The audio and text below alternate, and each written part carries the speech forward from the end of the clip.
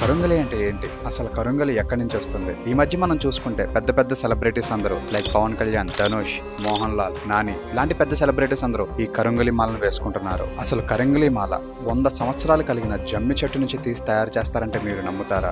Yes, ఇది నిజం. ఎప్పుడైతే ఒక జమ్మి చెట్టుకి 100 సంవత్సరాలు వస్తాయో ఆ చెట్టు తన బరువును మొయ్యలేక అది కింద పడిపోతుంది.